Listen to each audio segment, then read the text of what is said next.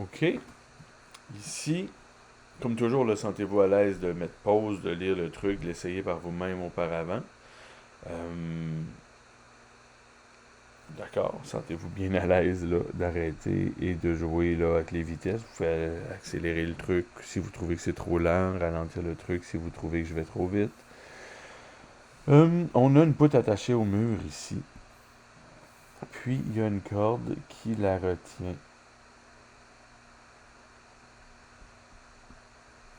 Elle a sa force de gravité, bien entendu, qui agit en son centre. Et le pivot empêche, ben le mur empêche le truc de passer au travers le mur. Hein, la tige est appuyée. Il y a comme une normale ici. On l'appelle H. Et il y a une force qui empêche de glisser vers le bas ici, qu'on appelle V. H et V pour horizontal et vertical, décomposé selon un système d'axe habituel. Là. OK, donc trouver la tension. Ben, c'est un problème d'équilibre statique. Donc, la somme des moments de force donne 0. La somme des forces en X donne 0. La somme des forces en Y donne 0.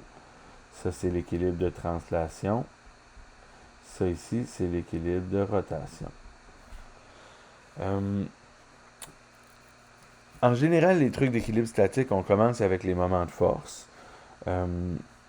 Ici, on va choisir le pivot là où est-ce que H et V agissent. Ça nous fait deux moments de force nuls. Le moment de force de H donne 0 parce que son R vaut 0. J'aurais pu écrire l'équation. Là.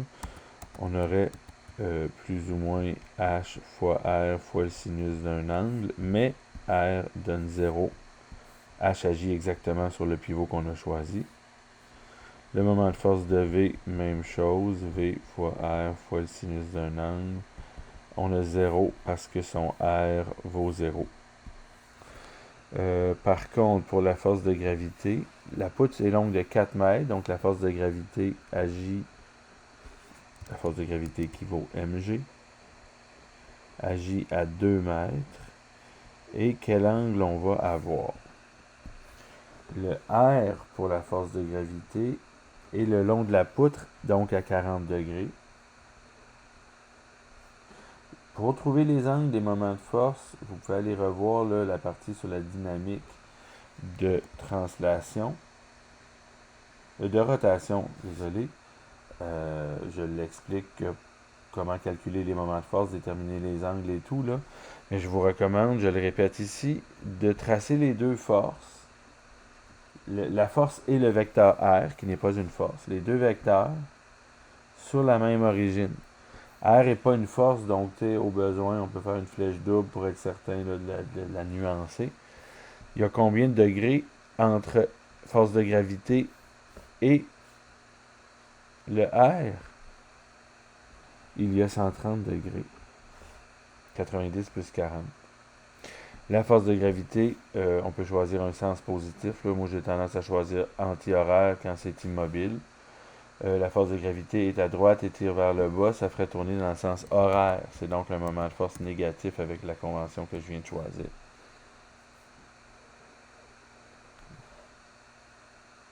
Ouais. Et la tension, elle, elle agit, c'est la tension, c'est ce qu'on cherche, elle agit à 3 mètres, 1 mètre de l'extrémité droite, 4 mètres de long, donc à 3 mètres du pivot. Et le sinus de quel angle? Elle, la tension, on nous dit qu'elle est à 30 degrés de la verticale. Et on a 40 degrés de l'horizontale pour la planche. Donc ça fait qu'on a 50 degrés ici. Et pour le triangle ici, on a 50, 30, il manque donc 100. N'est-ce pas? Ici, on a 100 degrés. Donc le R est dans la même direction à 40 degrés. Et la tension, elle, est à 30 degrés de la verticale. Donc on a combien de degrés entre R et T? 50 plus 30, hein? 80.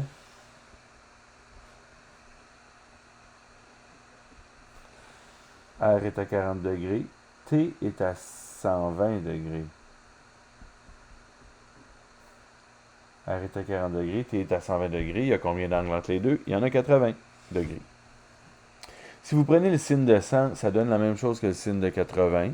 Si vous prenez le cos de 10, ça donne la même chose que le sin de 80. Maintenant, mon argument, moi, c'est que le bon angle, c'est 80 et que la bonne formule, c'est un sin. Mais le sin de 100 donne le même chiffre et le cos de 10 donne le même chiffre. Donc, à vous de voir là comment vous voulez gérer ça. Pour la tension, le moment de force va être positif. La tension est à droite et vers le haut, ferait tourner dans le sens antihoraire positif. OK. Donc, si on fait la sommation des moments de force, on va avoir 0 ici, 0 ici. On a moins 2mg sin 30 plus 3t sin 80 égale 0. Donc, le négatif, on va l'envoyer de l'autre côté.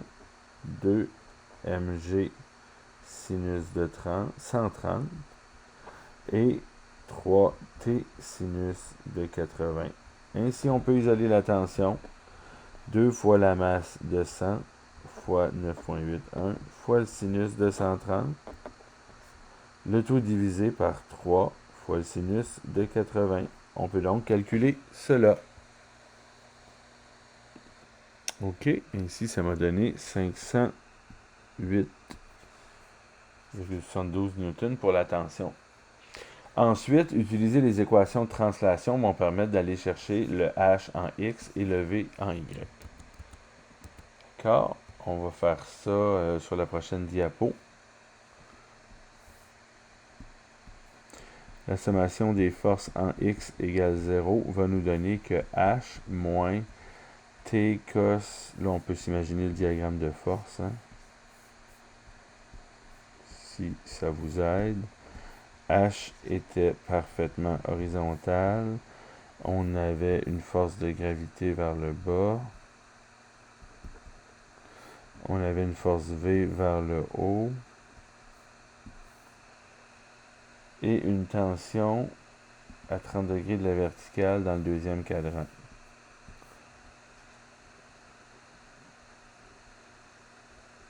Degrés de la verticale dans le deuxième cadran.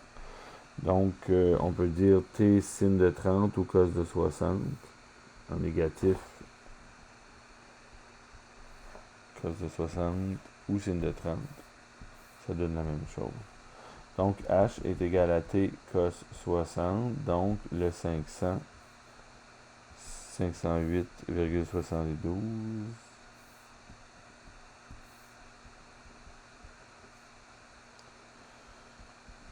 Cos de 60, qui donne la même chose que le sin de 30, hein, qui donne une demi. Donc, on va avoir 254,36 newtons pour la force horizontale exercée par le pivot. Et pour la force V, ben, on analyse les forces en Y. V plus T cosinus de 30 ou sinus de 60 moins mg, il n'y a pas de h en y, donc V égale mg moins T sinus de 60. Mg, ça c'était 100 fois 9,81. T équivalait 508,72 fois le sinus de 60, qui lui-même vaut 0,866. Donc, on a à peu près 400, c'est 1000 moins 400. On va être entre 500 et 600, là, ici, je pense. 540,43 newtons pour la force V. C'est la force qui empêche le truc de glisser ici, là. La force V le retient de tomber vers le haut. Le retient vers le haut de tomber vers le bas. D'accord, donc voilà pour cet exemple-là. On va faire un exemple de biomécanique ensuite et ce sera tout pour les exemples d'équilibre statique.